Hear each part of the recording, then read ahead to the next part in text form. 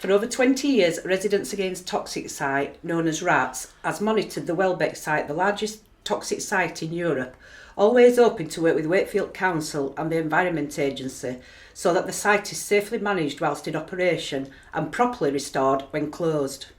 Unfortunately, up until recently, RATS have found that elected members have unquestioningly supported the officers of the council, and the officers have been secretive and misleading. I hope that by sharing some detail of the history of the Wellbeck Tip and showing you the site as it is now, we can 1. Identify problems in the way the officers have behaved, 2. Review how elected members have engaged with the community groups, 3. Ensure that the Wellbeck site is transformed into a community asset and have confidence in the council restored. 4. Avoid repeating the mistakes made at Wellbeck. In 1998, the West Riding County Council opened the Wellbeck landfill scheme. People were promised that this toxic tip would be managed to the highest environmental standards, and after 10 years the site would be made good before being given to the community as a wildlife park. The park was due to be completed in 2008. After 20 years of licence breaches, WMDC passed a planning application for a further extension to operations, and in 2021 WMDC officers recommended an application to accept 29,999 tonnes of toxic waste. This application was passed unanimously by elected members despite the tip not having a permit to accept any toxic material. Over 20 years, the Wellbeck management have breached these lease conditions on hundreds of occasions, causing nuisances including dust, stench, flies and pollution of the River Calder. Wellbeck has accepted illegal waste and mismanagement has led to the loss of a rare colony of sand martins. Wakefield Metropolitan District Council have never taken any legal action against the Wellbeck management, and the Environmental Agency has been similarly indifferent to those serious environmental problems. To make matters worse, at a time when Wakefield has lost millions of pounds in funding, Wellbeck management were given a 6-year rent holiday worth £6 million. This rent holiday had to be uncovered through a Freedom of Information request from RATS, as Wakefield Metropolitan District Council had placed an embargo on this decision. The site is still only 2/3 restored to the promised wildlife and country park. Now Wellbeck management are looking to downgrade the remediation of the site, and they claim that the additional 29,999 tonnes of toxic waste is necessary to complete even this. As you have seen, there is sufficient colliery spoil on site to complete the scheme. RATS welcome the recent positive engagement from Denise Jeffrey and Jack Hemingway. We want to work with them to ensure that 1. Wellbeck is restored to a good standard as a nature reserve. 2. Elected members hold officers to account with openness as the watchword. 3. WMDC proactively engage with community and environmental groups. Openness, honesty and mutual respect must be evident. To achieve this, genuine consultation must replace the sham liaison committee, which has never challenged the developers. Was ignorance of the housing proposal And of the rent holiday. The request to downgrade the reclamation of the site must not be allowed. The original scheme promised of full restoration must be completed. To achieve this, RATS would be willing to be part of a genuine consultation regarding the completion of the site, and would cooperate with any investigation into the Wellbeck scheme so far. The area we are talking about has huge potential to become an area of great beauty, linked to Wakefield's developing cycle network, improving the lives of our citizens as well as serving nature. The current site has the superficial appearance of returning to nature.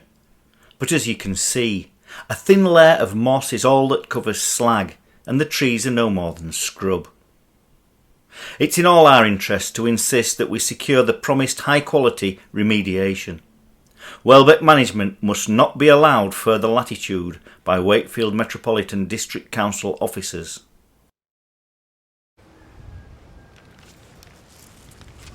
What are you reading there, Paul? Right, I'm reading the vindication by the Wakefield Express. What's happened at Wellbeck over the last 25 years, and it's been disgraceful. And this has finally proven that I've been correct in my campaigning against the tip. All the time. All the time. Not only that, it shows that financially there has been millions and millions of pounds lost to Wakefield Council as a result of the officers and elected members not doing their job. I am completely afraid that these officers will get away with what you would normally call murder.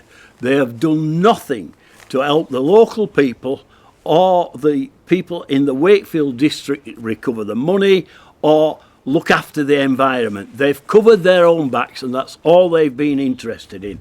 They placed on me 2 injunctions to prevent me going near the tip to report the constant breaches, and to stop me showing reports which I had in my hand in paper which indicated that there were things wrong at Wellbeck. At the beginning, the councillors and elected members swore blind that there was no toxic waste going into the site. When you look at arsenics, phenols, oils, cadmium, all kinds, every possible dirty thing that could be put into a tip was in that licence, and yet they denied it. And that's why they put the injunctions on me to stop me from telling people what was actually going on. The environmental agency bent over backwards to try and do as little as possible and make the tip seem as though it was the best in the world. And Alan Dalton, the Environment Agency for the North East at that time, said if this Wellbeck's the best tip in the country, God help the rest. And it's exactly what was happening. It is God help the rest if this was the best. For a start off, they moved the safety distance from the river to the tipping bank, to the tipping area by 50%. They've cut it from 40 yards to 20 yards, purely so they won't have to take action against the management when I proved that they were tipping well within that embargoed distance. And then leachate levels, they doubled the leachate levels, and even today, 20 years afterwards, they still have not got the leachate under control.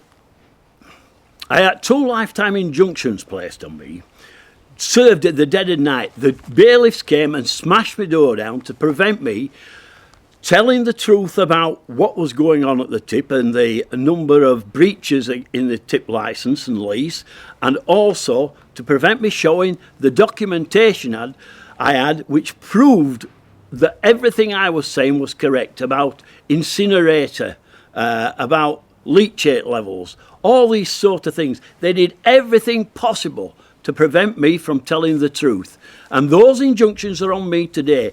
That's had a horrendous effect on me and my family over the last 25 years.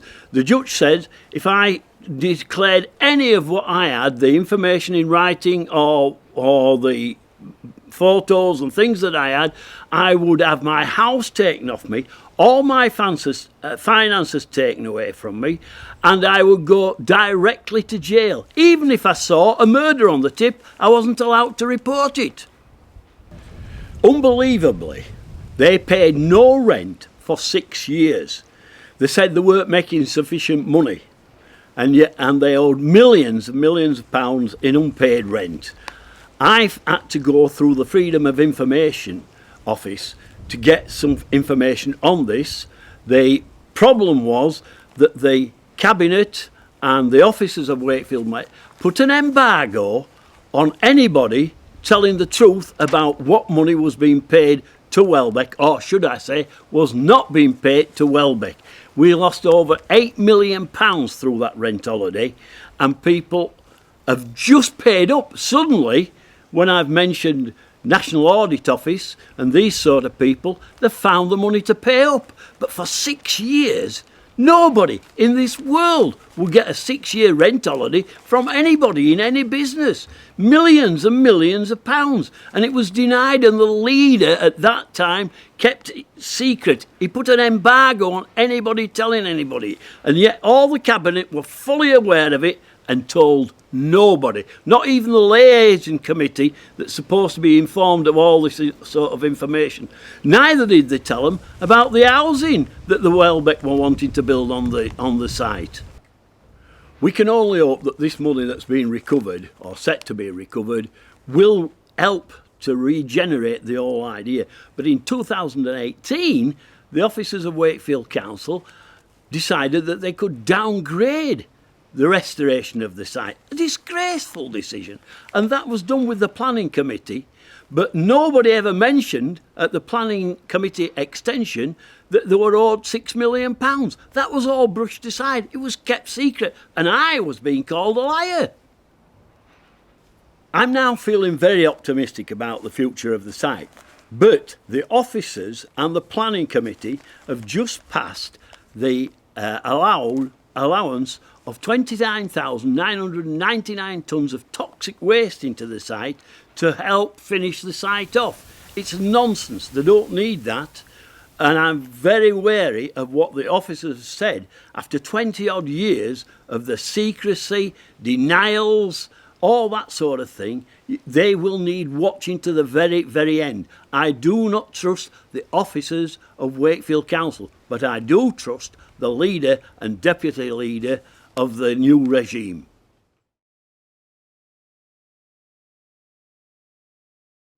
There has not been one development since the last time we made contact with each other and made the video. It's grossly disappointing, to say the least, that there's been no enhancements of the site, no further development of the site.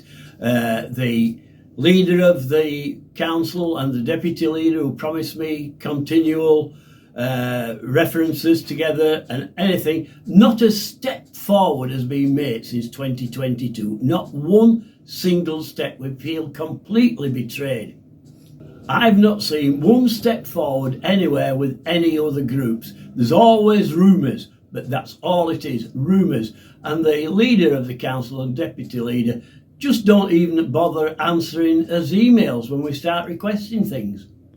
I'm bitterly disappointed. I feel the trust between ourselves and the elected members, the leadership of the elected members, has gone. It's bitter, so disappointing. It's hard to describe how sad and how upset you feel when you've been made such specific promises. They want to now drop on the site 49,999 tonnes of hazardous waste to help finish the project. There's absolutely no requirement made for that application. There are plenty of soils on the site, all colliery waste, and thousands of tonnes of good, clean soils on the site. But of course, Wellbeck wouldn't make any profit out of using that, and they'd have to actually pay to move it about the site, which we were promised would happen 25 years ago. But not 1/3 of the site is still completely and utterly untouched with all those soils on. So why the need to import 49,999 tonnes of toxic waste is absolutely and utterly beyond me. But of course it's profit, and the officers of the authority continue to support Wellbeck's profits.